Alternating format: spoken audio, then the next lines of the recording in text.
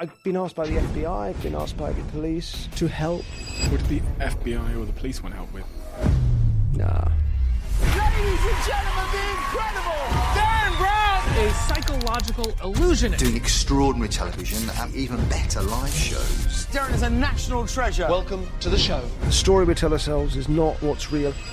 Like, for example, I did a show called Miracle. The Lord has his work cut out tonight. And the second half was healing. The woman came up and she'd been paralysed on one side of her body since she was 4, in floods of tears because she could move her left arm for the first time. What you're seeing is that it's the psychological component of suffering, right? Like, nothing's happened, nothing's changed, but their relationship to their suffering, that's been made to change. It's not the things in life that cause your problems, it's the story that you tell yourself about them, it's the judgments that you make about them. There's a lot of people that are trying to sell you on this bullshit that they can take your traumas or your insecurities to zero. I've never seen it happen. We've completely obliterated the idea of just fortune and life. Sometimes life's throwing stuff back at us we have no control over, and anxiety is still somehow the demon. But, without anxiety, how do you know to change anything? You can't do that without embracing anxiety to an extent.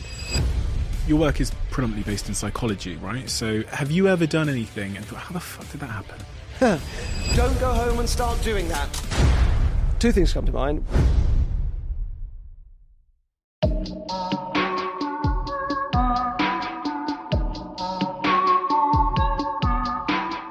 I've spent the last few days reading all about your childhood. Oh, truly fascinating. Thank you. I've actually got a picture here of you. How strange that you have that picture. Yes, that's me with a parrot on my shoulder. Rough that you have. This little boy. Yes. What do I need to understand about him and the world he lived in and the way he saw the world to understand you? What do you need to understand? Well, I was an only child till I was 9. So I guess that's that's a pretty formative thing, isn't it? Quite creative, like always drawing and building things, Lego. Always been a bit of a people pleaser, and maybe that at that age, sort of happy. Didn't have a lot of friends. There wasn't didn't have a big gang. I never really did. I've always gone through life just with sort of a small number of good friends. But I think that feels like a happy time to think back on. I remember sitting with Jimmy Carr and him telling me that people often think of comedians as being like they're depressed, so they're trying to impress other people to get some kind of thrill for their own sort of self-gratification. But Jimmy said to me, he said, you should actually ask which one of my parents was depressed that I was trying to impress to understand how I became a comedian. And I wonder, you said that you're a bit of a people pleaser. You clearly had this huge affinity towards entertaining and getting the reaction back from people, the amazement. Where did that start? Have you pinpointed where that started in your childhood? Yes, I think I could. So when I was at school, my dad was a swimming teacher at school, and I wasn't very sporty, so I kind of it shielded me from being bullied as a non-sporty kid, but I didn't love school mainly because of that. I found a lot of the sporty kids quite intimidating and so on. So I kind of but dad teaching there helped. And then when I got to, and I was in with the wrong group, the sort of classical music loving group, or the Puff Gang as we were less charitably known. Didn't even like classical music, so it was a pretty miserable group to be stuck with. In 6th form, I remember everybody sort of seemed to grow up suddenly and become a lot more friendly. And so I sort of exploded in a way into sort of attention seeking. And I went from being very sort of quiet and a bit intimidated by these sort of kids to sort of suddenly they seemed to sort of, like me, or at least, they were fine. So I started doing impressions of teachers, and I would draw caricatures of them, and I became a kind of really, I would imagine, quite irritating, certainly to some of the teachers, attention seeker. So I think it all happened around then. And then it just sort of then progressed into university. Most of my 20s was probably, a lot of it was around, based around that. And it was quite a handy thing, if you're going to perform, it takes care of that need to just sort of, just kind of impress. I think it was probably a good thing. Were you picked on or teased or anything in school? before that point? No, I think because my dad taught there, it helped. But I was definitely, always chosen last for the teams and things. Hated sports and so on. And there were a couple of kids that were probably, generally fairly nasty anyway. But I certainly got a bit from them. But no, I think I sort of did all right. I think I generally didn't enjoy school that much, and I felt like I was sort of intimidated. But I don't really remember ever getting I never got beaten up or bullied, or no one was making my life particularly miserable. I think it was just the general feeling of not quite fitting in. And religion. I was incredibly religious when I Were was... you? Yeah, and then I lost it at about 18, became incredibly atheist. Yeah. And I read a similar sort of journey in your story. At 6 or something, you'd asked your parents if you could go to Bible reading. That's right. Mrs. Whittaker, one of our teachers at school, was I really liked a lot, and she ran... It was called Crusader Class, but it was basically like a Sunday school thing. And because I was 6 and she asked me if I wanted to go to it, I just sort of presumed everybody did. I didn't know any different, so I said to... I asked my parents if I could go, and they said yes, of course. So I did, and then by the time I realised that, no, this is actually like a thing that I now believe in, it was I was pretty much inculcated, so it was hard to step out of it. But I did eventually, at university, so many years later, I through doing hypnosis first and magic, and they always give you quite a sceptical outlook on things, because you just see how people fool themselves, and so you sort of naturally start to view a lot of belief systems, I think, through those eyes, including your own. I don't know how it was for you, but and also the very idea of doing hypnosis, I just remember that was... So I was a member of the Christian Union in my first year at university. I went to Bristol, and they were just totally up in arms. I had members of that Christian Union at the back of one of my shows exorcising me and casting out demons whilst I was hypnotising people on stage. So again, all of that just sort of made me quite... Just helped with the sort of general scepticism. It took a little while to properly come out of it. In fact, the Richard Dawkins book, the God Delusion, came out around the time that I had sort of mentally made that step, but didn't quite maybe have the sort of proper language for it. So that was a helpful book, actually, as I'm sure it was for many people, in terms of giving that lack of belief a kind of a structure. It was for me one of the very sort of pivotal books in my life when I was about 18 years old. Yeah. I also read about like compulsive behaviours from your childhood, things like knocking your knees together and a series of other things. Really twitchy, yeah, a little on that sort of kind of Tourette's sort of scale. I think there's a wedge that ends with quite severe things, but a lot of people have that experience of making little funny tickly noises in their throat, or having to not step on the cracks, and then there's all the kind of OCD thing that starts to get accompanied by feelings of dread and so much. I never had that, but yeah, I was twitchy, and I find a lot of kind of creative kids are. I don't really know what it is. It's a seems to be a form of autosuggestion. It's like when you get the idea in your head, and then it's very hard to let it go. And sometimes I get it now. Sometimes I get it on stage, because there's a lot of muscle memory with doing a stage show. So if a little twitchy thing has crept in one point during the show, it'll just creep in every night. So I still kind of still aware of it. A little more over the last few years, because obviously it's been such a weird few years for everyone's mental health. So I've noticed it more than I have before. But and it was a lot. My parents were quite despairing with it. I think it's a very painful thing to watch a child do and not know what were they watching? How to help. Knees knocking, sniffing, terrible sniffing.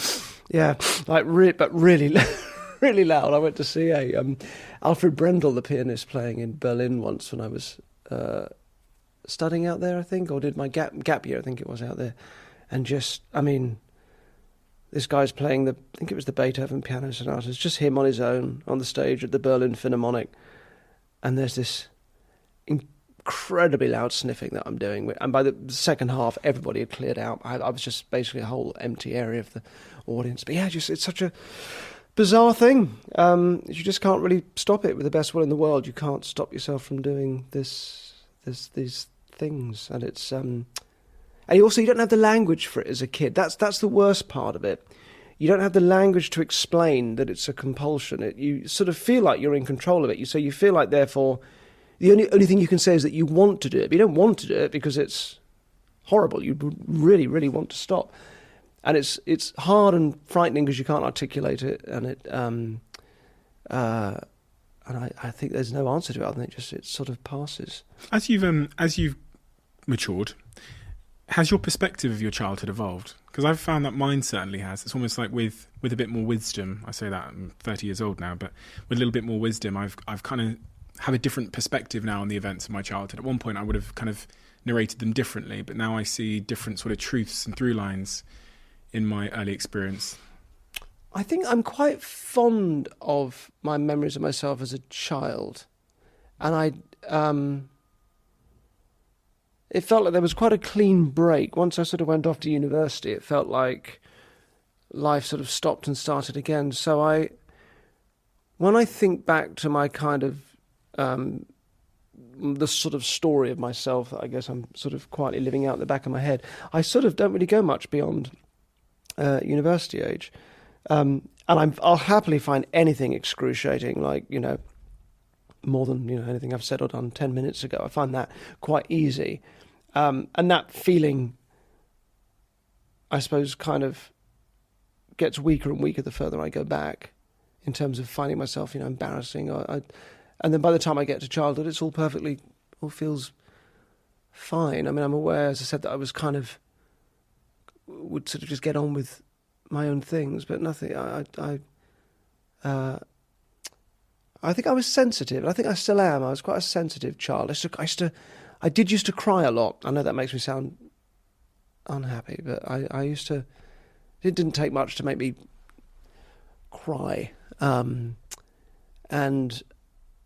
I think I probably retained a sort of sensitivity, which is sort of interesting, because I write a lot about Stoicism, and a lot of the things I think people do tend to write about the things that that they either need to learn for themselves or are learning, because you express those things often better because you're discovering them for yourself.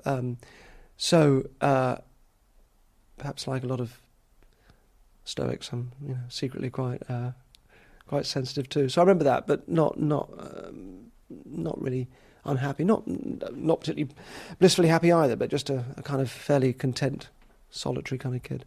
That sensitivity. I've always wondered if we're particularly taken by the applause, are we therefore also taken by the criticism?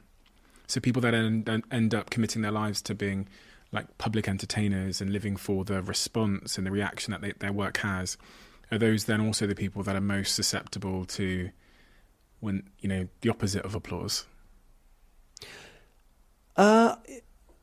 Yes, I guess so. You're definitely putting yourself out there, aren't you? If you perform in any sort, you are opening yourself up to both extremes of reactions. But it wasn't really about that for me. I think it was about control was a big part of it, and also as a sort of I didn't come out till I was actually sort of quite late in my 30s, and I think around the time that I was getting into the hypnosis, so that was sort of university time really, and I think first of all it was, and this wasn't clear to me at the time, but with hindsight, that the control aspect of it was very clear, and that clearly ticked. Well, if you watch a hypnotist hypnotising people, I mean, it's just the whole thing is a big exercise in control, and I think that was appealing to me. Although I didn't know it in that, it didn't strike me quite in that language at the time. But I think looking back, that was helpful, and also I think if the old outmoded cliche of the the gay man in particular being, a hairdresser or a interior designer and all of those sort of horrible old cliches. What they have in common, actors as well, is the notion of being able to create dazzling surfaces, because they deflect people from the more difficult. If you're feeling shame about what's underneath, and I think magic's very good for that as well. You're sort of creating this bubble around yourself. You're literally hiding behind a trick, and people will look at that trick and go, "Oh gosh, you're amazing! How do you do that? You're amazing!" And that's a very appealing thing. A lot of kids get into magic just because they're underconfident. And a lot of people, even going through magic into adults, they've learned to rely on that to impress people and haven't had to go back and just work through normal social skills that most people do. So it's a very appealing thing. I think all of that was helpful to me as somebody that was not out and kind of working all that stuff out. Use the word shame there. It reminded me of listening to your audiobook where you talk about those two kids beating you up in your sleeping bag. I can't remember the outfit that's right, yeah. And one of the lines you said in that section of the book is that you were very good at, I think you said embodying shame, but I know that's not the exact word you used, but that you were very good at holding shame. You were full of shame, I think was the message. Yeah, I can't remember exactly what I wrote, but it creeps up on you. I find now it's I can easily. I'm prone to it. If I feel I've upset my partner, it's shame that I'll go to rather than defensiveness or Really? Yeah, I can easily get back to a feeling of like, I've been bad. I've just sort of let this person down. Is that what does shame mean to you? Because I think I've been using the word a little bit without a very focused definition. I've been saying that I felt a lot of shame because I was the only black kid in an all-white school and we were the poorest family, and so that feeling of shame turned into a motivation which made me want to become a happy, sexy millionaire. But what does shame mean to you in that context? Well, I suppose if you distinguish it from embarrassment is sort of where you've let yourself down in front of, or it's a feeling you're going to get from other people. They're important in that. It's how you've appeared before them. Whereas I suppose shame is how you've appeared before yourself. That you've sort of let something down within yourself. It's that, isn't it? But I think the experience of it is just a sort of it just becomes an easy resting place. Whatever it is, it might be for someone else. It could be anger or fury or whatever. If there's just an emotional through line that was a familiar place when you were young, you just find yourself settling back into that. And I suppose part of getting older is recognizing those kind of things, aren't they? Recognizing that is a needless pattern. And as you said with your own experience with that, those things can be really helpful. They can provide a real impetus and a motivation to do things you wouldn't have. I mean, not being out, all that energy was going into creating this Mr. Magic kind of persona. And although it's easy to say, you should always come out and all the rest of it. And of course, those things are important too. But I don't think I wouldn't be sitting here talking to you now. I don't think if that had been an easy ride.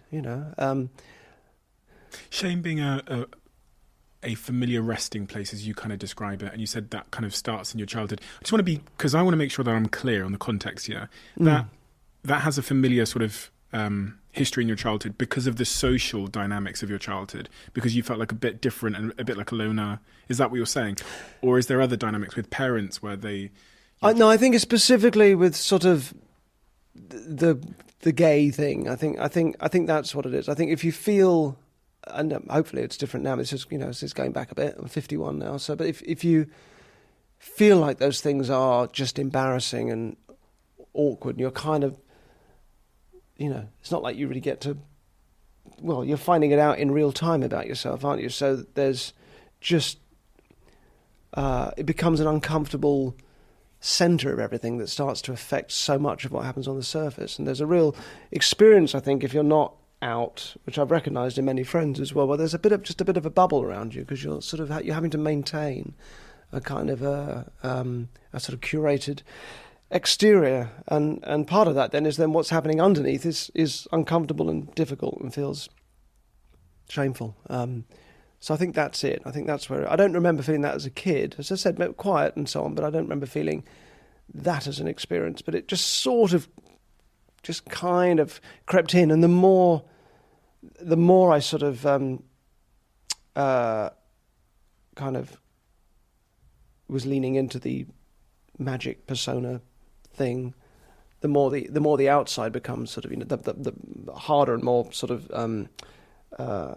opaque this sort of exterior presentation becomes. I think it goes hand in hand with a more shameful interior, until in the end you just sort of go, oh, fuck that, and just sort of let it all be fine.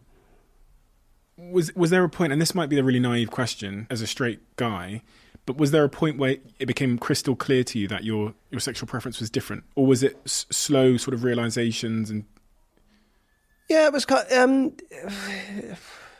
It's sort of, because you can never really climb into anyone else's head and sort of understand what their experience is. It's sort of it's often difficult to really know. And of course, at the time, I was also a proper Christian, which slightly kind of messes the thing up and just slightly gets in the way of the whole thing. I had a friend who went through the some of that kind of Living Waters movement, which is the kind of gay conversion. It's got called gay conversion therapy. It was a bit more subtle than that, but it nonetheless is basically that. So he was going through that, and although I didn't, I was kind of skirted it a little bit because I was his friend, and you know, it was something we were talking about a lot. So all of those things, and obviously, by the way, it doesn't work, just in case anyone's wondering. I mean, I went in straight, it worked for me. So yeah, it was sort of, I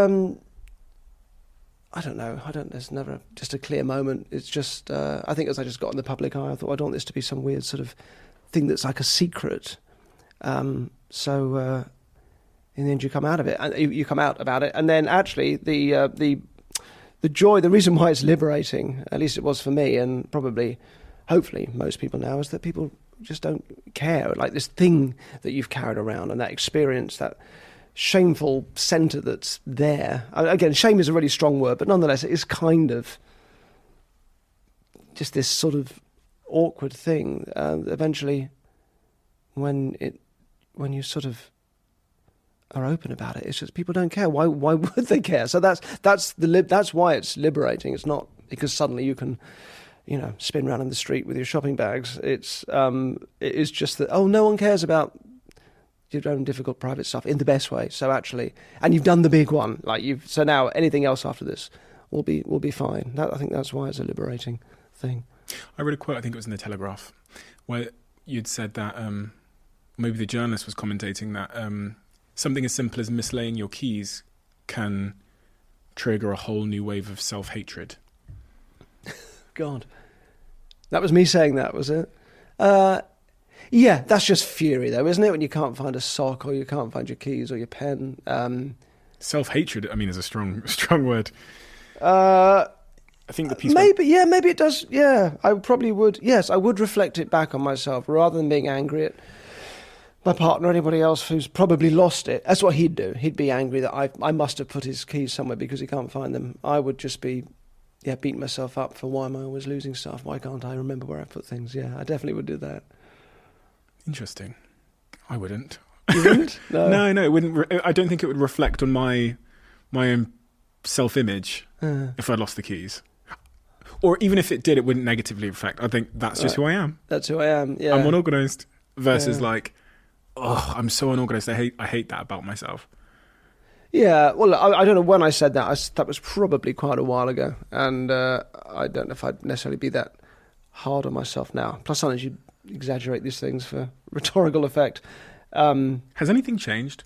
Like on at a really fundamental level, I'm so curious about how good we are at actually changing some of these things, because we say it, we talk about it, but as I've gotten older and older, and as I've done more and more of these interviews, I tend to find that the real fundamental stuff is never healed. It never goes away. And I actually think that's really good news for people because there's a lot of people that are trying to sell you on this bullshit that they can take your traumas or your insecurities to zero. Yeah. I've never seen it happen. No, that's all wrong. And even Stoicism, in a way, is sort of a little guilty of that. Even something that's talking about rolling with the punches of life is still kind of suggesting that, and if you get this right, you won't be disturbed. You won't experience anxiety. That's a little bit off, really. I think the nature of life is that it is difficult, and not all the time, but a lot of the time things really go badly. They certainly don't go as you planned, and that you actually, as you start to get older, you realise your plans probably have nothing to do with how things are turning out, but the illusion that they are is what propels you through the first half of life. Actually, I think the project, our task is a certain amount of sort of personal development and integrating ourselves with the parts of us that we are uncomfortable with. So again, that's the project of relating to what's difficult within ourselves, and then how we do that in life as well, how we relate to things that are difficult and tricky in life. Because the thing about it, although that experience can be very isolating, those feelings of, when life lets you down or you feel you've failed, they tend to be quite isolating experiences. Like shame, right? That's a very isolating thing. Whereas actually, and weirdly, I'm doing this show, Showman, at the moment, and this is entirely what the show's about. Those isolating experiences, they're exactly the things that join us all up. That is the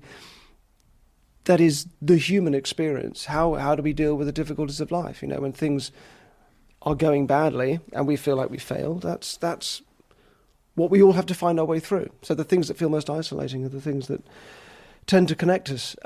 So I don't think it's about trying to bury them under sort of, some sort of forced optimism. And it isn't about reaching a nirvana of a problem-free life. I think it's a really sort of terrible project, because you're going to end up blaming yourself for failing. You weren't a good enough Stoic, or you weren't a good enough optimist, or whatever. Always reminded me of the faith healers that I spend a lot of time watching, and when they do that thing of saying, throw away your pills, and if your illness returns, it's because you didn't have enough faith, like it's your fault. And that's no different from the secret, the law of attraction. God, fucking hell. But it's the same thing. It's the same thing. You have to completely commit yourself, and if it doesn't work out, if the universe doesn't provide you with, it's always jewellery and money and cars, a bit odd, then you didn't have enough faith. It wasn't, it was your own fault. So it's a perfect cycle of blame, which exonerates the actual system completely and puts the blame entirely on you. So there's a bit of an irony in the fact that people choose those books because they don't want responsibility, but failure puts responsibility back on them. Because I think of the law of attraction. I actually had a conversation with a girl I was dating many years ago in New York, and she actually got out the cab and walked off because I said to her that she believed that she could visualize anything into existence. I went, so you believe that you can just think about something and then it will happen? So you could think about becoming a billionaire and it would happen? She went, yes. And I was like, no, I don't agree with that. And I go, but how? She goes, you put it out into the universe and then it comes back. And what they're doing in that, to me, it seems like they're alleviating their own sense of responsibility. They're putting it up to the puppet master in the universe. But as you've described then, when that fails, the blame is ultimately on them for not doing it right. Yeah, it must be your fault, as opposed to it was just a bad idea to begin with. And more helpfully, how do we live comfortably with a universe that doesn't give a fuck what our plans are? Well, why would it? It doesn't make any sense. So how do we navigate? And there is an ancient sort of image. It's appeared in so many different forms of an x equals y diagonal. So if you imagine a graph and you've got along one axis, you've got the x-axis is the stuff you want to achieve in life, your aims and your plans, and then the other axis, the y-axis, is just life, what they used to call fortune. It's all the stuff that just gets thrown at you. If you imagine the line that we lead in our lives, it's a sort of an x equals y line, right? It's sort of an undulating line. So sometimes our plans are winning and we're doing great, and sometimes life's throwing stuff back at us that we have no control over and things have gone horrible and someone's got ill or whatever it is. So there's this sort of undulating X equals Y diagonal, where we're being pulled in these two different directions. That's what we live. That's just sort of reality. And the nature of the American optimistic model is that by believing in ourselves, we can, and this is it's an old hangover from Protestantism, this sort of work ethic, that you can, by believing in yourself, you can crank that line up so it's in line with your aims and your goals. And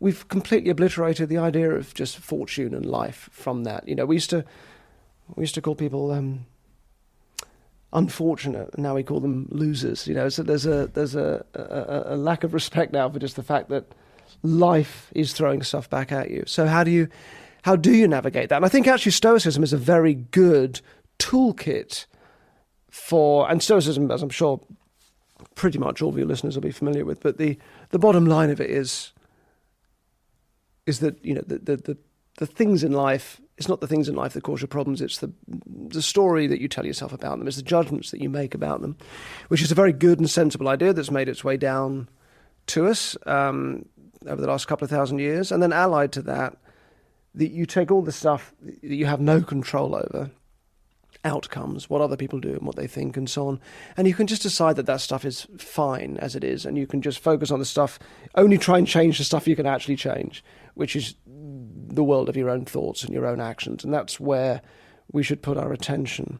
And then there is a middle ground of like if you're success of any sort, there's parts of that you're in control of and parts that you're not. So it's like a best analogy I've read for it is like going into a game of tennis. If you go in determined to win, and then your opponent is playing better than you, you're probably going to get anxious and you're going to feel that you're failing. Whereas if you go in determined to play as well as you can, again, just to control the part you're in charge of, then it sort of doesn't matter if your opponent's a bit better than you or they start to win. You're not failing.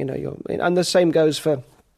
The Stoics were big movers and shakers. If you want to change the world, you can, but you're only going to emotionally commit yourself to your intention and your actions, not the outcomes, which may happen a generation after you've died. That's something out of your hands. So I think all that's very helpful and very useful. The only thing, if you see it as a toolkit to be lent into when it's helpful, but even that. If you take it as a sort of almost like a spiritual way of life, can fall into the problem of, and therefore we shouldn't have any anxiety. Therefore, anxiety is still somehow the demon. But without anxiety, how do you know to change anything in your life? How do you know to change your job unless the current job is making you feel bad, or things have to become anxious and things have to fall away in order for us to move forward and grow. And you can't do that without embracing anxiety to an extent. As I've aged, I've started to realise that the kind of compass of my life is how I feel. And that's kind of what you've alluded to there, that we have this signal. Sometimes it comes in the form of anxiety, sometimes it comes in the form of fear. But these are all like really useful signals. Do you resonate with what I just said there in terms of like feelings that our body is giving us are the greatest signals for us to navigate versus like narratives, versus like what my mum wants, or I end up working in the city in like a suit and a tie because that's what society had an expectation of, but I'm feeling a signal inside, which is, I don't know, depression, or I'm feeling, I think those things are very important to listen to. I think we do live out stories very easily. We do tend to see things in terms of a narrative, and that's it's an interestingly double-edged thing, because on the one hand, whether someone's written in or out of a story has become very important. Language and harm and all of those things have all got suddenly very tied up, and the very notion of story has become so important, taking authorship of your story and so on. But the other side to that, which I live out in my job as a magician, is that stories are just stories. If a magician fools you with a trick in a way that works, what you're being shown is that your story that you were forming of the world isn't quite right. Like there's something you missed, and you always feel like you properly paid attention, you saw everything, you were taking in all the information, but it shows you that you've missed something, that your narrative of what reality isn't the same as the world. So the story side of things seems to be part of just our makeup, but it's important not to fall in love with it too much and to realise that the nature of a story is that it's there's stuff you're excluding. There's an image, isn't there, of telling a story over a campfire in a clearing, and it's cosy, but then there's all the forest in the darkness with all the stuff that you're excluding from that story, and that's where the monsters live, and the nature of monsters are they come and bite you, and all the stuff that we don't include in a story, whether it's the story we tell ourselves about ourselves, or whether it's a story we tell ourselves about our nation or our culture, whether it's a social thing or whether it's a private thing, the stuff that we bury and the stuff that we don't include within the narrative, because the narrative is really too simple, goes deep, like it sort of gets buried. It gets buried in our own unconscious, or it gets buried in the untold story of whatever the thing is, and that's what comes back and bites us. That's the stuff that comes to own us in our own lives and in our in our societal lives as well, as the stuff that we've buried. And I think as you get older, and this is where those feeling signals come in, I think it becomes more and more important to pay attention to the things that we are banishing from our stories. You know, what do we, if we think about what makes us feel resentful or what we envy, or, you know, what are those things? Because those are the things that we're burying somehow. And I think there's a shift in the second half of life, and I'm a chunk older than you, but where we can disengage a bit with the story that we've been telling of how to move forward in life. That's all about a dialogue with the external world. That's where we're getting our cues from. People showing us what we need to be successful, what we need to look or act in a certain way that denotes moving forward and progress. And we do that for the first half of life, and it is sustained a little by this optimistic illusion that the castles that we're chasing in the air that we'll reach if we just, you know, a lot of happiness deferring going on and a lot of, you know, focusing on the future. And then something happens around midlife where actually the project shifts to taking the cues from within rather than from the outside world. And I think then that's a good time for priorities to shift from what will give me success in the future to what is actually what might bring pleasure and satisfaction and meaning now in the present. I think that's a useful thing to lean into towards the second half of life. It was university that's sort of sparked your interest in hypnosis, right? Yeah. You saw someone on campus doing... Martin Taylor was doing a show. Yes, it was in my freshers week. And wow. I thought it was amazing. And I left and walked back that night with a friend and said, I'm going to learn how to do this. And my friend Nick said, oh yeah, so am I. But I knew I meant it. I knew that. I'd never seen it before. Never come across hypnosis. I obviously had heard of it, but... and it was a good show. Like, it wasn't, you know, embarrassing people and making them look stupid. It was sort of just jaw-dropping. How did you know that you meant it? Because I've had that feeling in my life before where something just connects. Yeah. Well, I think it was those boxes were being ticked. Something about performing, something about control. I didn't really know it. It just felt like I have to do that. It's the most amazing thing I've seen. And it was appealing in ways that just weren't really, ways I hadn't really thought about. I hadn't thought about performing, but yeah, I think that's what's happening, isn't it? There's something, it's resonating unconsciously. It's something that you kind of need. And yeah, it was absolutely there was no doubt. So I just bought, borrowed, stole any books I could find on the subject. You probably just learn on YouTube nowadays, but it's probably a dodgy thing because you need to learn it the long way round, so that if you run into problems or if someone's having a weird time when you're hypnotizing them, you can't be like fumbling around trying to Google what to do. You know, you need to have the skills there and the wherewithal to deal with it. So I definitely learned the long way round. Yeah. And then you became, I think, from what I was reading, pretty obsessed with magic and hypnosis, and to the point that you have a conversation with your parents and you tell them that you're gonna... I remember saying to my mum, I think, I'm not going to be a lawyer. I was studying law and German. I said, I'm not going to be a lawyer. I'm going to be a magician. I said, oh, fine, that sounds great. Sounds much more fun. Which actually made me stop and think, okay, hang on, I'm probably being a bit rash. What did they say? So they were okay with it. Totally, yeah. That's what she said. She said, "Oh, that sounds great. It sounds much more fun." It's nice, isn't it? Actually, I wrote them a letter at the end of my first year saying, because I saw all these other law students really fretting about their exams because of what their parents were going to think if they didn't pass. And that had never occurred to me as a thing that your parents would make you feel. So I wrote them a letter thanking them for that, just for letting me always do what I wanted to do. The only thing they ever put any pressure on me to do is learn how to drive, and I don't drive. You still don't drive? I still don't drive. Yeah. It's quite a common story, I have to say, that your obsession seemed to come from, or at least be driven by, some kind of insecurity.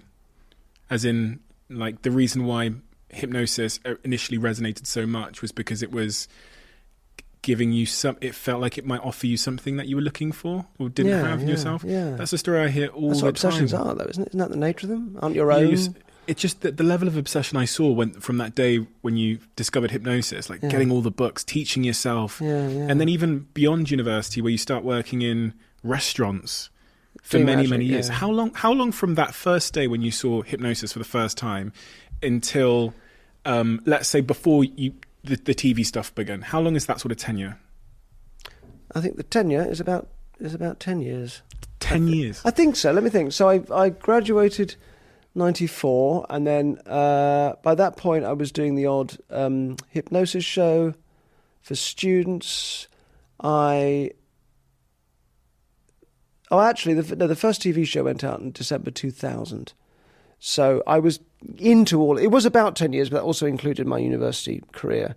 But there was a 6-year period after university, by which point I was already doing it, mainly for students, when I was just then signing on or just about scraping a living, doing hypnosis shows, but a lot more magic. I was doing magic in restaurants in Bristol, and then people would book me for their parties. And I wrote a book for magicians, which kind of got me known within that world, which that then led to being picked out for a TV show. That led to me getting a phone call, my name getting passed around in that world. So that's almost 10 years of practicing and without any real money. When you say signing on, for people that are in America, signing on as in welfare, I guess you'd call it. Yeah, I lived in my student flat I stayed in. It was quite a nice flat. I had all my books in it, my parrot, and so that didn't cost me very much. And I just loved this life. I would go out dreaming up magic tricks during the day, and then I would go out and do them in the evening. And so I developed my own sort of approach to it all. And I just remember thinking, I've never had any ambition at all, and I just remember thinking, if I can take a cross section of my life, is everything in the right place? Like, I'd like to get up whenever I like to get up. I'd like to feel I can make my own decisions about what I do from day to day, and I just had a vague idea of those sorts of things that were important to me, and if anything didn't feel right, it'd be easy to sort of change. And that was always how it was. Never about looking forward into the future. It was never about where do I want to be. It was just, is this day, this week, sort of the life that I'd like to be living? And that's never changed. I suppose the difference is, as you get successful, you start to have people around you that are doing those other jobs for you, the grown-up jobs. And, I've got a manager, and I've worked with producers and all that kind of thing. So it's not like that doesn't have to happen somewhere along the line, but it doesn't come from me. You can feel like a kid a bit like a child in a world of grown-ups. So I feel that sometimes, except now the grown-ups are younger than me, which is strange. But also I think maybe that's a good way to feel. Maybe that's a nice way to be. If you contrast yourself from today to that young man in those restaurants in Bristol doing the magic tricks, is there a difference in your level of happiness? I think about this. I think it's about the same, but it's different. I mean, a bit like being a kid and playing on my own. Most of my 20s my 20s were sort of fairly solitary as well, and that's another template that settles in. So that's again an easy place to go back to. I love my own company, all my interests, the things I love doing out of my job, painting, writing, and reading, and they're all like solitary things. That's a comfortable place for me. So part of me, I had more of that then, so slightly misses that. But actually, that's, you know, also aware that was lonely sometimes, and you know, I like being in a relationship too. So it's different. It had a different feel about it. I think the freedom to just do what I wanted to do and kind of create this sort of world for myself, that was kind of lovely. And it's harder to do that as you grow up and you do have responsibilities, and you know, you're contributing to a household and you've got a partner and you've got dogs and all of that. It's not quite as easy. So a childish part of me would kind of quite like the idea of going back to that, but not really. Not really. I wouldn't really press a button and make it happen. It's just a nice little sort of back of the head dream, as we probably all have, maybe, don't we? A slight kind of fantasy thing if we'd never really live it out, but it's just something nice about that. It's almost like I feel like you were. In my head, it's like you were in Bristol, minding your own business, enjoying the simple life, and then they ripped you out of Bristol. You were really successful, so they put you on TV. That was really successful. And sometimes when people are successful, they sometimes forget, and I think I've done this in my life a few times, kind of, we forget to take the moment of pause and consider how intentional this journey and direction of travel is. Kind of get pulled and dragged, and then it ends up feeling a bit like you're throwing the coal in the steam engine of the train just to keep it moving. Has there ever been a moment of pause in your life where you've gone, do you know what? I need to take some time and just think about what I'm doing and why I'm doing it, because I've been successful and then I've climbed the ladder. People do that a lot in the corporate world. They become a good lawyer, then they get promoted, then they're a partner, and they go, fuck am I doing here? Yeah, I think we drift towards the things we're second best at. It's like, you know, the great teacher that becomes a headmaster, but would have been a better teacher than... that's an easy thing to do, isn't it? And I think that sometimes I think about, it might be quite nice to act. I think I'm doing exactly that thing of sort of going from being someone who's really good at what I do now, and I just sort of, why would I want to do it? Might be fun, but like, what a strange thing, we naturally start to drift towards things that we're not as good at. I would say, when you said that, I was thinking of the early TV shows when I was which were very much a response to David Blaine's success in the States. So I'm out doing, you know, mind reading tricks and things, and I kind of felt like I'd grown out of it, but that was sort of the mode that I was caught in, and I definitely felt like I'm not really enjoying this, and that led to a shift in the type of shows I was doing. So the last show I've done is on Netflix, called Sacrifice, if people have no idea who I am and they've listened this far. And generally what I've been doing for the last decade or so with the TV shows is putting people through these kind of Truman Show style big social experiments, often quite life or death situations they found themselves in without realizing they're part of a show. And what that allowed me to do was not be the center of attention. And the reason for it is actually, apart from just my own slight dissatisfaction with it, but just magically, if you can click your fingers and make anything happen, which is sort of what a magician does, dramatically that's a very unsound place to be. And this is, you know, Penn and Teller, yeah. It's just something that Teller, who apart from being a beautiful magician, is a wonderful thinker as well. And he's spoken a lot about this, that it's actually very bad drama if you can make anything happen. What we want dramatically are heroes, people that are struggling with a situation. Maybe they are trying to get to point A, but actually they end up at point B. And his thoughts and my own sort of dissatisfaction, I guess, with that first stage of my career led to this shift where I could be in the background pulling the strings, but actually you're watching a real member of the public go through quite an intense drama. And that has to be more appealing than somebody going, hey, look at me, aren't I clever? Which is sort of the bottom line of what most magic is. So I think that was a kind of semi-deliberate shift that came from a moment of pause. Was it quite intentional for you to take, you know, I've seen multiple documentaries you've done where you're proving that magic or the supernatural isn't real.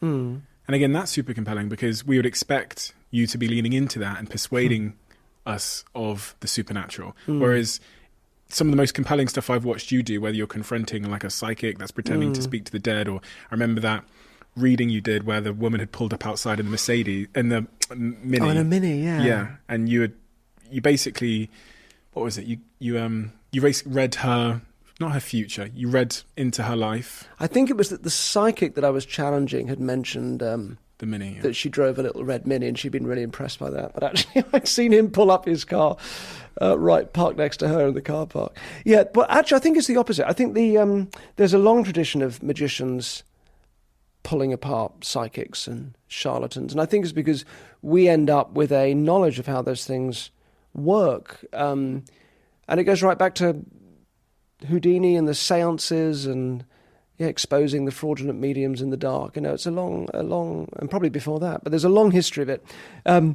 So the only thing about it is that if you're just going, no, this is fake, you're not being very entertaining. And by the nature of what those people do, it's more entertaining. So they've kind of won the game. So I've tried to avoid making, when I have sort of, attacked those areas, rather than just attack them and make it negative, I've always tried to recreate something and make it more interesting and better, while at the same time saying I'm not really doing this. So, for example, there was in one of the shows I did, I had an audience on stage. This was in Infamous, which was a previous stage show, and I was giving them mediumship readings, right? So I say, just come up if you've lost somebody, if there's somebody that you'd want to get in touch with if you went to see a medium. And it's a skeptical audience, kind of like me, right? Because they're my audiences. But so they'd come up and sit down, and I would start to give them these readings, and I would say, I'm getting a message from your auntie Jill, is that right? Do you have an auntie Jill that passed away? Yes. And she's not saying anything, I'm just making this up, but she's saying that you've got a little dog called Bella that she really loves. Is that right? Yes. And I'm lying to you, but she's saying, and so I would pepper these impossible information that I was giving with reminders that I was making it up. And I just found that really, really sort of interesting, and theatrically it was really interesting, and much more interesting than saying, these people are fake, and prove it, and if you can prove it, I'll give you $1 million or whatever. So I've tried to find a more creative approach to that. Do some people think you are supernatural in your powers? Well, I was going to say, actually, after that, about a week into that show, I came out, there was a girl at stage door, said, I wondered if you could put me, I say girl, she's in her 20s, but I wondered if you could put me in touch with my grandmother who's passed on. And I said, oh God, I'm so sorry. I hoped it was clear from the show that I can't really do it, that stuff isn't real. And she said, oh no, I know you can't really do it and it's not real, but I just wondered if you could just put me in touch with her. It was extraordinary. How we kind of can balance these things in our heads. So yeah, I'm sure people believe all sorts of things about me. I think the way I look at it is a bell curve. So at one end of the bell curve, it's people that think it's all fake, it's all stooges, it's all set up. And I never use stooges, and that's not what it is. And at the other extreme, people saying I'm psychic and I won't admit to it, which is also not true. And then there's this main swell in the middle where people sort of get it. And that's really all you can, I think, take responsibility for, really. There's always going to be people at the far edges that will have strange and extreme reactions. And then, I think there's a certain license on stage which is different from TV. If you're doing stuff down the barrel of a TV, if you're talking to people at home, there's a level of directness and honesty there, whereas it feels like on stage there's a kind of theatrical quotation marks around the whole thing. So I feel like I can do things on stage which I wouldn't do on TV. So that changes it too. It's quite an interesting line, sort of treading that. I kind of in the very early TV shows, it was very much like I am doing this for real. That's what I said. These are not tricks. And then once we realised there was going to be some longevity and there were going to be more shows, it was important to me just to bring it back to a place that was honest and kind of ambiguous as well. And I've enjoyed that now. I like leaning into the ambiguity of what I'm doing, because again, it means that you can do more interesting stuff with it. If there's a lesson in it about how we see the world, how the story we tell ourselves is not what's real, how we mistake that story for reality. We mistake the limits of our own field of vision for the horizons of the world. If there's something in there to be said, in something as childish as magic, if there's something worthwhile to be said, it's much easier to say that if you're not trying to make it about yourself. Has anything ever stumped you in terms of the supernatural? I was your work is predominantly based in psychology, right? So have you ever done anything and thought, how the fuck did that happen? Two things come to mind. One, I was in a restaurant in Bristol, approaching a table, which is always excruciating if people aren't interested. And I'm walking up with a deck of cards, and I sort of introduce myself, and it's two businessmen, and one of them says, "Oh, no, thank you, sorry." And I said, "Okay." And as I walked away, the other one went, "But Queen of Hearts, 13 cards down." And I sort of laughed and walked away, and then went into a corner and counted the cards down, and the 13th one down was the Queen of Hearts. No idea how he did that. If you are listening, please get in touch. That's bugged me for 20 years. And the other thing was actually I did a show called Miracle, which is, this is also on Netflix. It was a previous stage show, a few stage shows ago. And the second half was healing. It was like evangelical healing, people being slain in the spirit, and had no idea if it was going to work, because again, very skeptical audience, like not, I've been to these events with these big name healers, and of course people are arriving expecting it to work, and they've got a certain amount of, readiness for it, which obviously helps, and I didn't know if it was going to work at all, but it did. And again, I'm sort of undercutting it, like I'm doing it, and I'm creating these healings, in inverted commas, for people in the audience, but at the same time, I'm kind of undercutting it too. But it was extraordinary. I mean, I remember in the first week, a woman came up and she'd been paralyzed. She was probably in her 40s. She'd been paralyzed down one side of her body since she was 4 or something, in floods of tears, because she could move her left arm for the first time.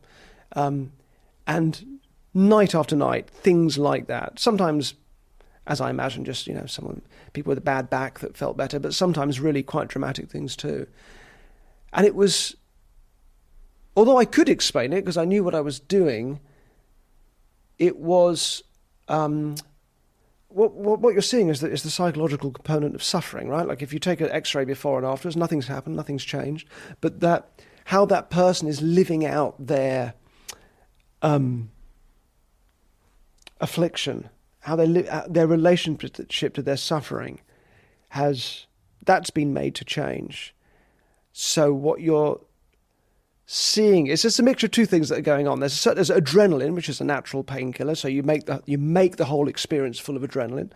In the same way, if a lion walked into this room and you'd previously stubbed your toe, you'd run away and you wouldn't feel the pain of your toe, right? Because there's a bigger threat. So that's just adrenaline. That's fine. And then, but this other thing which is maybe kick-started by the experience of the adrenaline, that this thing that you've lived out, like presumably this woman, her arm had been fine for many years, but she just continued to live as if it wasn't. And all the stuff that you build up around pain, the way people respond to you. So there's a whole network of social aspects to it, overprotecting something that doesn't need protecting anymore. It's much more complicated than simply the organic cause of your pain. There's lots of other things that sustain it and can keep it going beyond really where it's useful. So there she was having this extraordinary experience she couldn't explain, when really nothing had happened beyond she had been snapped out of something. That was sort of amazing and kind of wonderful. Then I started to, do the thing of going, oh, maybe I could do this. Maybe I could offer this as a show of like secular healing. It'll only work on some people, and you're only dealing with relatively small percentages. And I did start to think that. And of course, that's where you start to go mad. That's where you start to think you're playing God. And then, of course, people... Because when you go to these events, the big name healers I've seen, Benny Hinn and others, what you don't really see when you watch those things on TV is that there are, in some of these big venues, hospital beds that have been brought in. There are people with, a kid with Down syndrome that I spoke to the mum, and she'd taken her son to so many shows following him around the country. And things that they're not going to get healed by those kind of dynamics. So that's an uglier sort of side of that, because people have become very dependent on it and are not going to get any help. And then there's the lack of any sort of follow-up. There's plenty of infrastructure in place if you want to donate, but no infrastructure if you've been in any way adversely affected by it and you want help, or if you've had a healing and now you don't know how to sustain that or what you're supposed to do other than being told to give more money. When people discovered through your TV work that you had this skill and talent, I imagine you've got lots of approaches to use it for less ethical reasons. Because I mean, help me get the girlfriend back, help me close the deal, help me rob a bank. A little. Not. I suppose people would have to ask that, wouldn't they? The only I remember I've been asked by the FBI, I've been asked by the police. Really? To help. I mean, it's never gone beyond that discussion because even, you know, plenty of businesses as well, but it's not my world. I feel like I'm an entertainer. I'm also quite introverted. I don't quite have that thing of like, you know, let me get out there and A, change the world, or B, I don't have whatever that thing is that I feel like I could just apply this to. What did the anyone FBI or the police want help with? I don't know, because it never went beyond them saying, would you come and talk to us about something, and us getting back and saying, no, it's not appropriate. So I don't know. Now I want to know. Your skill stack, when I think about because there's lots of people that might have studied hypnosis, or they might have studied magic or sleight of hand or whatever, but they didn't end up on the level you're on, at the table you're at, on the shows you're on. When you think about why you got there, I understand the 10 years of the graft, and I see that in a lot of people that sit here. I see it in Jimmy Carr, leaves university, goes and does all of these like shit gigs for 20 quid for years on years on years and years. I see it in Lewis Capaldi, the musician who went and played in pubs in Scotland for years and years and years and years and just absolutely loved it and wanted to stay there. I see the tenure bit, which a lot of young kids don't appreciate because we all want it now and we want it for the wrong reasons. But what else was it about you? The way your delivery, your style, that you think in hindsight made you compelling? Oh, it's a really difficult one to answer. It's difficult. Even if I knew the answer, it'd be hard to say it. I don't think it's that. I think it's not quite that intentional. I think you've probably grafted and done those things. I can't speak for Jimmy and others, but probably just because you really enjoyed them in and of themselves. You probably weren't thinking, I'm going to do this. If I get ahead, I can secure this for myself. Probably.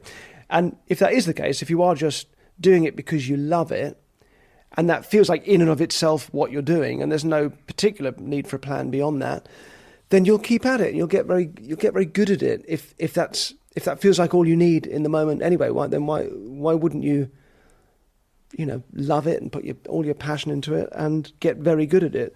So that helped. And then when things did sort of take off a bit, my manager also had a similar ethos of just sort of slow burn. There was never any sense of me, you know, being thrown at a public or any sort of overnight success or anything like that. It was a very deliberate thing of just slowly kind of letting it get out there. And that was helpful. I think as I had a good team around me. It's not like not really a one-man thing. There's always, although I had my own experience for those 10 years of doing it on my own, once I got into the TV, there was like a little group of us, which I'm sure is fairly common. And then I think what does help is letting it grow up with me as I've got older. I've just let the thing develop with me. Like I don't really know what job to, you know, you asked me before we started, like how I'd refer to myself.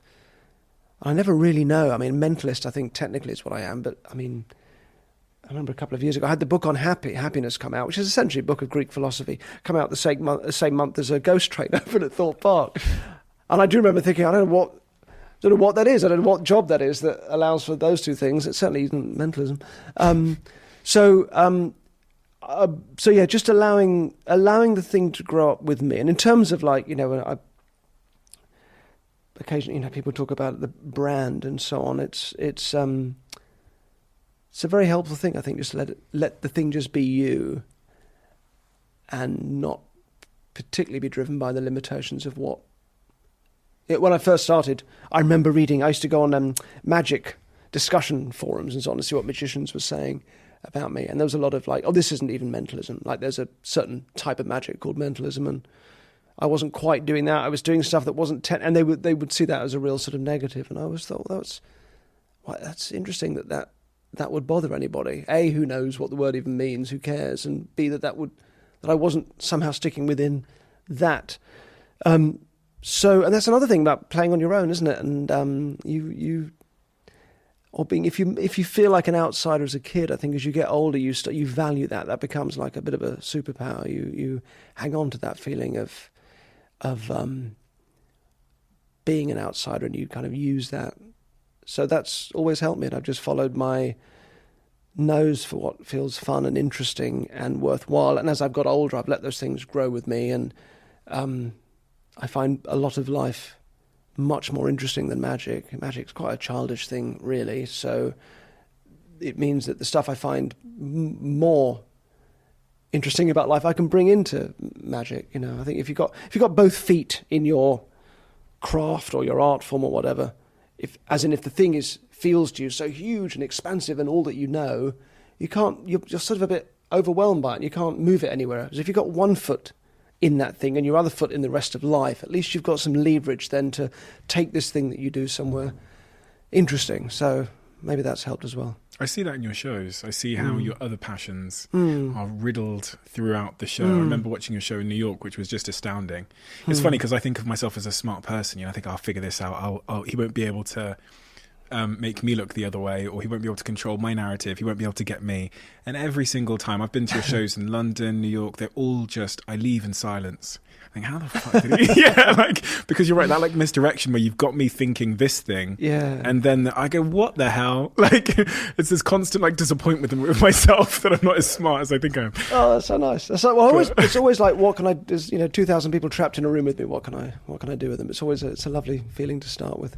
And that, the section on when you have the painting, I don't want to give anything away. The painting. Is this in the show that you saw in New York? I believe it was New York. I've been to two, London and New York. One with my family in London, which was many years ago, about probably I'd say 4 or 5, maybe 5 years ago. Yeah. And then the one in New York, I think it wasn't pre-pandemic, it couldn't have been. Yeah, it was just before the pandemic. It must have been, yeah. So I'm painting a picture that someone comes up and thinks of a famous person, and I start to do a painting, and then it's upside down, and I flip it round at the end. Is that what you're thinking of? Yes. Yeah. And the thing that I think stuns me the most is how unbelievable you are as a painter. Thank you very much. Something to fall back on. And the fact you could do that upside down, you can paint such an incredible image upside down, is also stunning. But that clearly is describing what you've described there, where you've pulled in a love of painting. Yeah, I think it's, I think all that's really, otherwise what's left, it's just, hey, look at me, aren't I clever? And that's just not, that might be interesting for audiences for a little bit, maybe once, and then that's kind of it. So I bring what I can to it, and I make sure the shows are about something else. Showman is about how the things in life that are difficult are actually the very things that we share, which weirdly was written just before, it was all due to go out before lockdown started, and it was going to go out the first week of lockdown, and was a show about how the things in life that isolate us are actually the things that we all tend to have in common, which then gets played out literally for 2 years during lockdown. So I've always tried to make them about something else, something of value. And I don't think, I love magic, obviously, but I don't think in and of itself it has tremendous value. It's a childish way of impressing people. So it's what can you bring to it that will give it value? And then I think then you're into a much more interesting, worthwhile area. In your books about happiness, happy and a little happier, one of the things that surprises a lot of people is that you're not a fan of goal setting. And having spoken to you now, I can kind of understand, because you have a much more today, this week, do my best approach to life. But what's wrong with goal setting in your point of view? I don't think there's anything wrong with goal setting for short-term goals. That's obviously, can be very useful. It's the long-term stuff. I think we just get a bit hung up on it as a way of life. A friend of mine has always been a workaholic, and he certainly, by his own account, when he was younger, was made to feel that kind of needed to achieve stuff in order to feel valued, which obviously is what most workaholics will say. So he decided he was going to build up a company and sell it and become a multimillionaire, and that was sort of the goal. And then and all the time that I knew him, he was building up a company and sold it relatively young and had a huge amount of money, and then just didn't know what to do with his life. It was miserable. And actually found himself going to a support group with a bunch of similar millionaires that had all made the same mistake, and he'd sort of missed the fact that actually it was the building up of the company that is what gave him meaning in his life. That was what was important. And it's that old thing, isn't it, of the arrival at the end of the journey it might just be taking your coat off and putting your bag down. That might be all it is. It's not necessarily the destination. It's the old thing, isn't it, of the journey being what was important. But that was certainly, he realised that. And that really changed his life, actually, realising that what he thought was going to be important wasn't important. Plus, how do we know what's going to make us happy that so many years before? We're so terrible at gauging that. We lose flexibility, depending how we set those goals, but we become too rigid in them. And it's like playing a game of chess. Schopenhauer talks about this. That was a really good analogy, that it's like starting a game of chess, deciding how you're going to play and the strategy you're going to use and how you're going to maneuver from the start. There is this other thing playing, which is, life, fortune, stuff that's going to get thrown back at you. So how can you decide those things? Why do we want goals? Do you think it gives us a sense of certainty? Well, it's about moving forward, isn't it? It's important because we need to navigate through life. And in the first half of life, I think it's really important. If you didn't have that optimistic sense that you can chase the castle in the air and somehow get it just by setting those goals, I think life would be very difficult. I think actually it's important. I'm sure it has evolutionary value. I think it's part of our impetus. So it's not a bad thing, really. But like all those things, we just need to check it and just see its limitations, I think. A story, I see the goals that I had as a story that gave my life meaning. When I was younger, the meaning was kind of misunderstood. It was, I thought if I got the Lamborghini, then I'd be happy and important and worthy, and my shame would be alleviated. But as that failed me, I realised that I was going to have to set about pursuing something else. Those are the two problems. You either get the goal, you succeed in it, and then what? Or you don't, and you've failed. I mean, you're sort of... And the very thing that's giving you pleasure, the very thing that's giving your life meaning, which is moving towards, building up the company or whatever it is, you're doing yourself out of. You're purposefully and intentionally moving to the point where you can remove that meaning from your life. Have you developed any coping mechanisms for adversity? Chapter 3 in your book, A Book of Secrets, is about the role friction has, the relationship it has with happiness. And we've talked a few times about adversity, but is there any sort of tools that you've learned that you might be able to impart that have helped you to deal with when life throws shit at you? Well, the big Stoic thing of how can this thing be fine? And it's not, they don't exactly put it in that language, but that's the language I found. How could this thing be fine? So first of all, is what's happened, which side of the line is it? Is it within my control? Is it my thoughts and actions? Or is it out of my control? Is it something out in the world? Of course, it's always the latter. It's always something out in the world. In which case, how could it be fine? How could it be okay that this thing is like that? And not just to go, oh, it's fine, it's fine. It's not just about saying it, but to actually let that thought sort of, drip into the soul. I find that very helpful. That's also partly just my personality. My partner's has a much more sort of anxious personality than I have, and that stuff doesn't help him at all. But it certainly helps me. Another thing, there's a great book by David Destino called Emotional Success, and I thought it was great. He was talking about motivation and how a lot of our tools for motivation are very sort of top down in the sense that, well, if you do this for 10,000 hours or you put in an hour a day for a whatever, like a lot of kind of work to change one habit. And he's talking about a bottom-up approach of there are certain emotions that if you get them into place, they naturally create a more motivational state. And he's a psychologist, and when he talks about motivation, the way he's tested this, he's talking about where you value your future self and what your future self needs more than what you need in the moment, right? So if you take the example of, are you going to study for your exam or are you going to go out and party? Well, the person that is going to not party and study for the exam is valuing the needs of that future self that's done well in the exam more than the current self that's sat there and would like to go out, right? So he's taking that as the sort of the world of motivation we're talking. So he sets up various experiments to see what can you do to maximize people's, the value that they place on that future self. And the three emotions, again and again, which help: compassion, gratitude, and having the right sort of pride about what you do. A good pride for the stuff that you do well. Not the bad sort of pride where you go, well, I'm good at this, therefore I'm great at everything, but just having a good sort of comfortable pride in the stuff that you do well. So he would, experiments would be something happens outside the room before the person comes in to do the experiment that makes them feel grateful about something, and then they come in and they have to do a task that's impossible, but how long do they spend trying to do it? And they'll spend 40% longer than somebody that wasn't primed to feel grateful before they came in. And the gratitude has nothing to do with the experiment. It's a seemingly completely independent thing. Something happens that makes you feel compassion.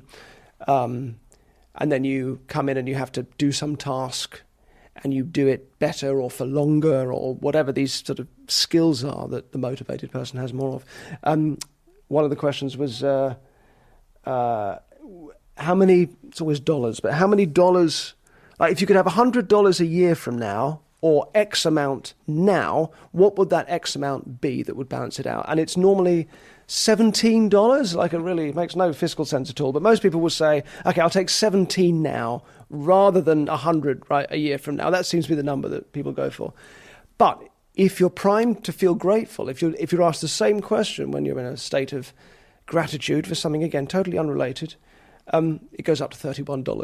That was a great sort of by-the-by finding. When they did the experiment, it averaged out at 31. In other words, people were valuing the future needs more than the needs now, if that makes sense. It could actually be shown with something as simple as that. Gone. Well, I read a bit. Chapter 12 of your book was on exactly that, and I actually sent before you arrived. I sent it to my friends. I sent that one paragraph in your book about that instant gratification, delayed gratification, because when I say it makes sense, it makes absolutely no sense. In the sense of I can't understand how making someone feel grateful with a completely unrelated incident would make them choose to have more money. Well, will make them delay their gratification in life as it relates to money. Exactly. And I think the reason why there's no kind of rational link, because it's like an emotional basis. He's talking about an emotional heart that then kind of spirals upwards. Because if you find yourself acting more compassionately, which say just sometimes happens anyway, right? You might just be feeling compassion, you might be feeling very grateful to somebody. That then affects that person's behavior, and then that feeds back and affects yours. And there's a certain kind of upward spiral thing that happens that definitely puts us in, I think, just a better kind of state than, say, when we're feeling the opposite of those things, feeling hateful and resentful. Does that mean so I do get it. Sorry, go on. Does that mean that people that are lower in gratitude are more short-termist in their decision-making? They probably binge foods that they probably shouldn't have. They probably make other kind of reckless decisions they probably shouldn't make because of their own state of emotions and gratefulness and compassion. Perhaps. I mean, it sounds like you'd have to ask him. I don't know. Yeah. I don't think he says that in his book. But I can certainly imagine that, again, so if you're going through your life feeling generally resentful, I can't imagine that person being very motivated. It's so interesting. It answers actually a lot of questions that I've had with friends of mine where I've wondered why they make such short-termist decisions. But I think there's an emotional question that I should really be asking, which is how do you feel? And we don't often pause to ask that. We kind of assume that their character is they are lazy or just stupid at bad at decisions. Whereas really go to work on the emotions and you can change that, which is I thought it was a very very compelling way round of looking at it, rather than the normal top-down approach we come across. Love. You described yourself as a bit of a introvert and someone that likes their own company. Yeah. Sounds a little bit like me. What's your journey been like with understanding love? And then at 35 you came out. What's that journey been like? Well, I've had 2 long relationships and then a few little bits in between. And I think there's definitely a lot of learning in the first one that I think I've now brought to the second one. And of course, that's what we do, isn't it? So next, you have another relationship. You bring all those lessons that you can't change them when you're in one, but you get to start afresh the next time. We're quite different as well. It's not like we're not similar people at all. I have that sort of a bit of emotional detachment that I can easily go to. He is very engaged, and as people that are a little on the anxious side tend to be very sort of hyper vigilant about stuff. So, packing to come to London to do this show is two very, very different worlds, always leads to argument. I'm kind of travel light, and he's, no, but we might need this, bags and bags and bags. So we see each other sometimes, as caricatures of ourselves because we're quite different in those ways. My kind of stoic whatever will seem to him just sometimes just to be laziness, or not really not engaging with something, not taking it seriously. And for me, his what I see as anxiety or impatience to him is a strong sense of justice. He has a real strong sense of justice. If something's not right, he'll want to go and sort that thing out and fix it. And I think love for me is allowing that other person to be another person.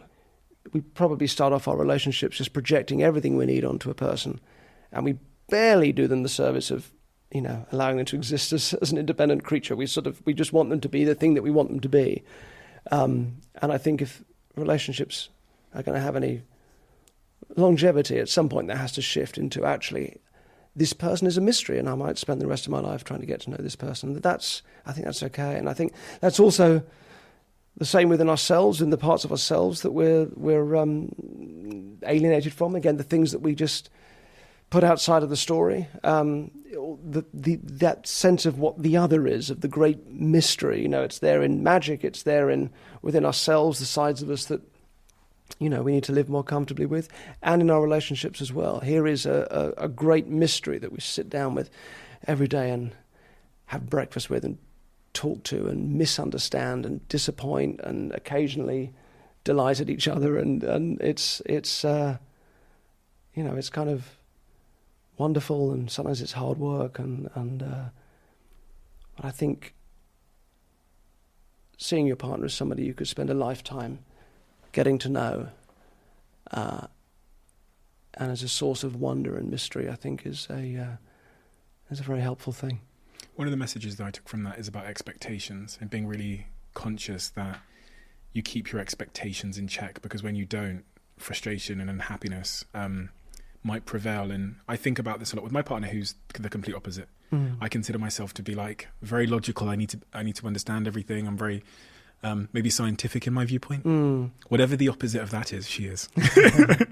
And so you can find yourself in conversations where the basis of reality you're conversating from is completely different. Yeah. She will believe that a rock has energy, and and I will obviously not believe that, but we're completely opposites. But that's also why it works, because there's not an expectation that we become the other person. She will tell me something she knows I don't believe, and at the end of her saying it, she will not wait for me to nod and agree, because she knows I doesn't believe it, and that's fine. And vice versa. And that's what, when you're saying accept that we're two different people, actually being able to do that, and her not trying to change me into like a spiritual whatever, and me not trying to turn her into a scientist, allows for the upside of that difference, which is like, I can marvel at the world she lives in and go, oh, that's interesting, I might try that. You know what I mean? And also I think a big allied to that is the thing of not, which is such a guy thing to do, isn't it, is not fixing. Not most of our frustrations come from the fact we just haven't really been heard or seen or understood during the day. So we've been bashing our heads against some wall. We come home, and hers. Yeah, exactly. Yeah. So they come home and then just offload this stuff. And because I know I do it when my partner does this to me, but he sort of offloads all this frustration, and I'm sure you do it too, it sounds like you do, is to go into this mode where we're saying, oh, well, it's okay, it's probably just this, and why don't we think about it in this different way? And we're just doing exactly the same thing they've had all day. We're just not hearing. But it's not an intuitive thing, is it? That is such an easy mode to go into. Derren, are you happy? That was the name of your book. I think so. Yeah, I think as I've got older, happiness is. It was easy to say. I remember being asked that when I was single for a while, by Hugh Grant of all people. We were sat opposite each other at dinner and talking about happiness. Maybe I was writing the book at the time. I don't know. And he said, "Are you happy though?" And he said it in a sort of a mood of like, no one's really happy, are they? And maybe it's just the way he asked it, but I said yes, and said it very confidently and felt it very confidently.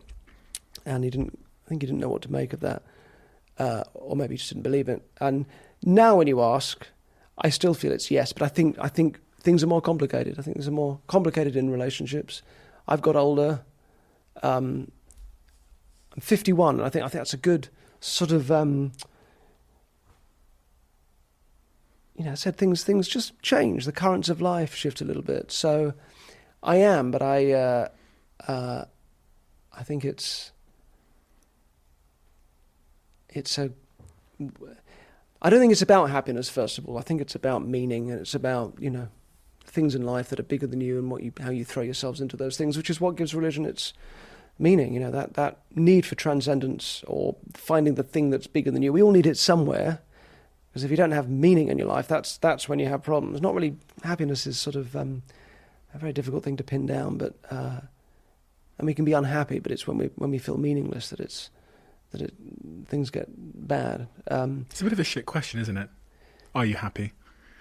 In many respects. Yeah, it sort of is, and it's much. also hard to what is it? That used to mean the story of a life. It was something you couldn't say about anybody until they were dying and could look back over their whole life. It's meant our relationship with God. We weren't even supposed to be happy on this earth because of, it was something that we could only have through union with God. It's meant so many things over the ages, but now it does just sort of mean a mood, which is it makes it sort of a difficult one to answer. But I think life is good. It's just interesting and sometimes difficult, but in a ultimately good way. I think life is full of shit questions, and in some respects it's like a form of misdirection. The fact that we never pause to reflect if questions are actually valid, because if I'd said, what number is fork, you would say that's not a valid question, because are you happy, or the question's like, have you found your passion? There's an assumption in there that there's one of them. There's one passion. You have to go searching for it. Yeah. Loaded into the question. And nobody, when you ask those questions, pauses to think of whether the question's valid. And then the frustration we encounter when we can't properly fit into an invalid question. I see that causing so many young people so much pain, because culture pops up these like questions. You've got to, is it love? Yeah. Well, I love is peanut butter. Is this person right for me? Is another really unhelpful. Yeah. Well, is it love? It alludes to a yes or no answer, and then I have to know that your definition of love. Yeah. What you mean by that? Because as I was saying, I love peanut butter, I love my dog, I love my mum, and it's all very unhelpful. This is why I love going back to what we said at the start. Like, how do you feel? Yeah. Nice open question, which allows for a bit more manoeuvring. Yeah. And I think people are tormented by these invalid questions. Yeah. Your show, there's nothing like it that exists in the event space, really, on TV. I mean, I prefer seeing it in person, because obviously cameras can create certain dimensions, but seeing it in person just bends the mind, because it makes almost anything seem possible in life. I'm talking about sales and ambition and creativity and imagination. If that's possible, then anything can become possible, and I think that's a cause of great inspiration. So I would just implore anyone that's listening to this, if you're looking for a once in a lifetime, very unique experience that you can't get anywhere else, they've got to go and see the show. And I really mean that. I'm not just saying, you didn't tell me to say this. I really mean that. You'll never know. But thank you. But I really, really mean that. There's nothing like it. So great date idea, great family idea. So I'm definitely going to come. What can I expect that's different from the other shows that I've been to? Well, it's got a real heart to it. This one, you get all the feels, as some people say. It's also got. I mean, it's got the best. If this is all right to say, the best reviews of anything I've ever done in 20 odd years, which is nice to know, because it is such a personal show. So that's a lovely thing that it's been received so well. I do swear the audience to secrecy. so it's hard to go into details. Other than, it is about the things that connect us as people, and how the difficult things in life are the things that join us up. It's also a show based on audience participation, like they all are. And I should say, I would hate the idea of being dragged up on stage. So I throw out frisbees to choose people, which means it's the easiest thing to hand to the person next to you if it lands on your lap and you don't want to get involved. So there's no pressure to get involved at all, but it's a big show of audience participation. And it's more than people expect, I hope. We always try and make the show properly over-deliver, give you more than you thought it would. I'm so excited. I genuinely am. I can't wait. I'm really, really excited. Thank you so much for your time. We have a closing tradition on this podcast where the last guest asks a question for the next guest, and they don't know who they're leaving the question for. Oh, fantastic. I get to see it when I open the book, so excuse me if I take a while to read the handwriting. Oh, this is for me, right? Yes, great. Oh, God. Okay. Top or bottom? Imagine if that was the question. If you could only speak with, call, see, touch 4 people for the next 4 years, who would they be? I feel this is quite a boring answer, but it's honest. So my mum, my partner, probably my 2 really good friends, Sharky and Stephen. I'd have to include Jenny in there somewhere, so maybe they could alternate weekends or something. Yeah, friendship's really meaning a lot to me now as I get older. I'm not old, but, getting older. I think it happens, something like on your 50th birthday or something, suddenly your friendships really mean a huge amount to you. And they didn't before? They always did, but just not in such a conscious... Why? What changed? way. I don't know. It's just a real sentimental, valuing of them. Nostalgia as well, really... I just find myself just... those kind of, sentimental sort of leanings. And my friends just suddenly, they've obviously always meant a lot to me because they've been my friends, but suddenly even more so. I love meeting up with people I haven't seen for years now. I love doing that much more than I used to. That's it. Mum, partner, and a couple of really good friends. That doesn't include my dog. I didn't forget I had 2 dogs, but I have a clear favourite, which is unfortunate for the other one. So I was only thinking of Doodle, and I forgot about Humbug. It's okay. It said people, so that's fine. So sorry, that's not a very clear answer, but lovely question. Thank you so much for your time. Thank you for the inspiration. Thank you for coming and doing this. You're someone that I've been honestly quite obsessed with for the last 10 years, watching on TV, watching on Channel 4, coming to your shows and stuff. So it feels like a real honour to get to speak with you. And as I said, I read your book In the Jungle. It was very much the basis for In inspiration. the jungle? You didn't say that. No. Yeah. So I took a suitcase out to the jungle, and I wanted books on happiness, and yours was on the shelf, so I took it. Was it that one or was it Happy? It was the yellow one. Yeah. Happy. And I'll be honest, sounds like because I bought it not knowing it was you. Interestingly. Yeah. And then when I got to the jungle and I saw the name on it, I had to Google to check it was you because I couldn't believe you'd written a book on happiness. And you get this a lot, don't you? Yeah, I do. In fact, a while back, I got the only time I've ever dropped my own name trying to get a restaurant table in Soho, and I did, and I got the table suddenly. I pulled that off, went in, and then at the end of the meal, the waiter said, "Oh, would you mind signing one of your books?" I said, "Yeah, of course." And he came back with Angels and Demons. Oh, fuck. It's fantastic. Thank you so much, Dan. Thank you so much for having me. What a joy. Thank you. Thank you.